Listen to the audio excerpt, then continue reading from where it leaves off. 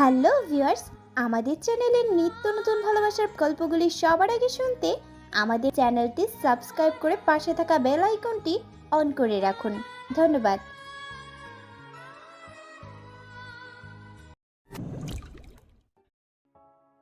তবে এরপর অফিসে জিনিয়া সত্যি কৃষ্ণেন্দু থেকে সবসময় দূরত্ব বজায় রাখতো। দরকার ছাড়া কখনো একটা বাড়তি কথা বা শব্দ অব্দি বলতো না। চোকাচোকি হলে এড়িয়ে চলে যেত। কিন্তু জিনিয়া লক্ষ্য করেছিল কৃষ্ণেন্দু ওর দিকে কারণে অকারণে মাঝে মাঝে কেমন স্থির চোখে দেখে। এই দৃষ্টিটা খুব অচেনা জিনিয়ার।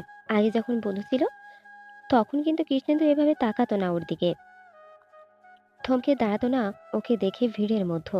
এর মধ্যে একদিন বেশ বৃষ্টি পড়ছিল বাইরে। জিনিয়া অফিস শেষে সেই বৃষ্টি মাথায় নিয়ে অটোর অপেক্ষায় দাঁড়িয়েছিল অফিসের উল্টো দিকের রাস্তায়।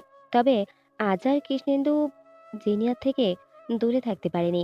গাড়ি নিয়ে অফিস থেকে বেরিয়ে জিনিয়াকে দেখে সোজা হাজির হয়েছিল ওর সামনে। তারপর গাড়ির দরজা খুলে বলেছিল, ভিতরে আসুন। এই কথায় জিনিয়া একটু কথা সাজিয়ে বলেছিল, না স্যার, অসুবিধা নেই কোনো। আমি অটো পেয়ে যাব, আপনি যান।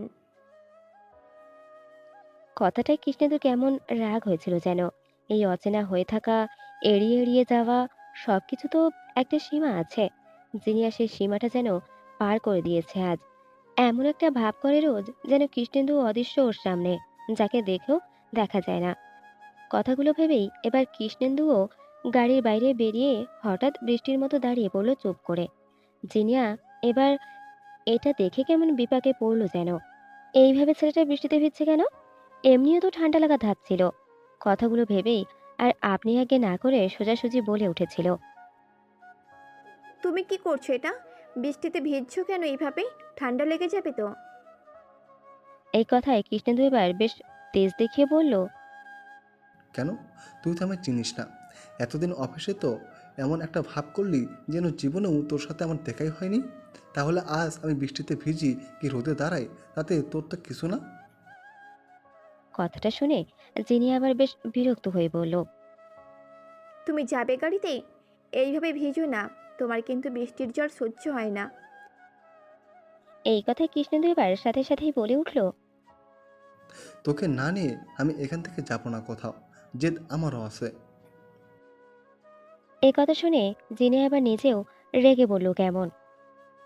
ঠিক আছে, দাঁড়িয়ে থাকো এখানে, কিন্তু আমি তোমার গাড়িতে যাব না, অটোতেই যাব।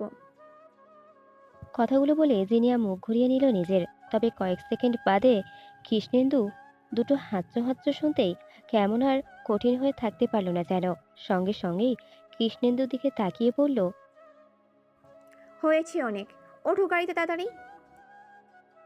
কথাটা বলেই জিনিয়া সেই মুহূর্তে নিজে থেকেই গাড়িতে উঠেছিল।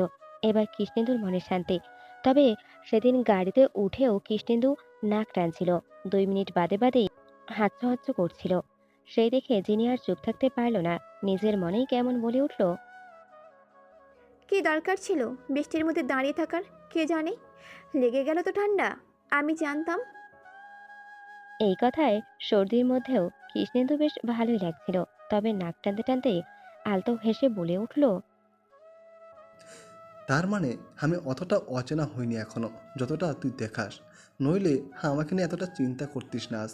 হুম হুম। এই কথায় যিনি আর কোনো উত্তর দিল না। বলতে পারল না যে আজও তোমাকে নিয়ে ভাবে মন, শুধু সেসব বলা বারণ। তাই চুপ করেই রইল কৃষ্ণেন্দুর সামনে। তবে পরদিন অফিসে জিনিয়া খেয়াল করল কৃষ্ণেন্দুর অবস্থা ভালোই খারাপ। সারাক্ষণ নাক টেনে যাচ্ছে, চোখ দুটো ছলছল। সেই নিয়েও সারাক্ষণ কাজ করেই যাচ্ছে ছেলেটা। এইসব দেখে কেমন পুরনো কথা মনে পড়ে গেল ওর।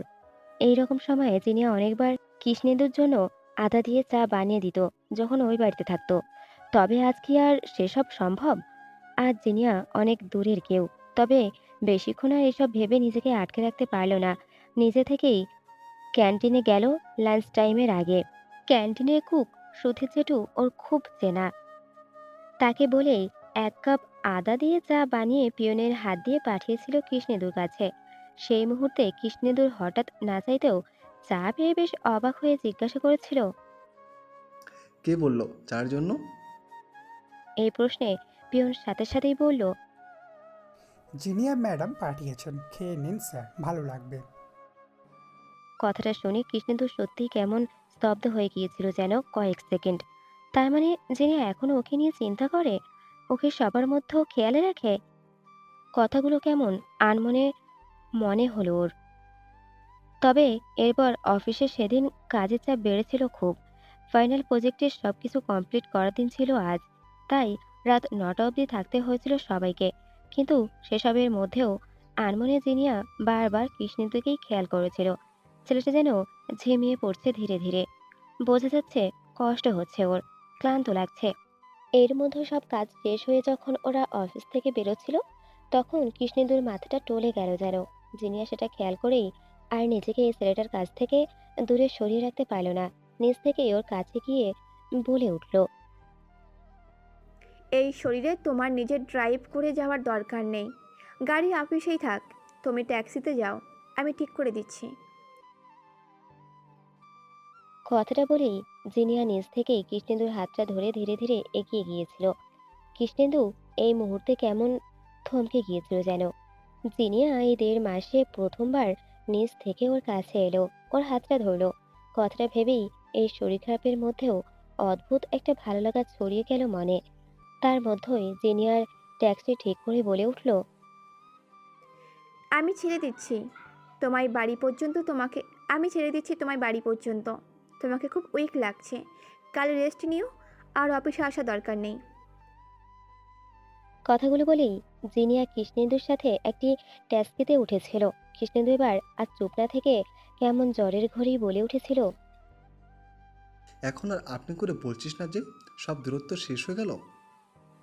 এই প্রশ্নে জিনিয়া কি উত্তর দেবে ঠিক বুঝতে পারল না। তাই কথা ঘুরিয়ে বলল, তুমি চোখ বন্ধ করে রেস্ট নাও, কথা বলো না বেশি।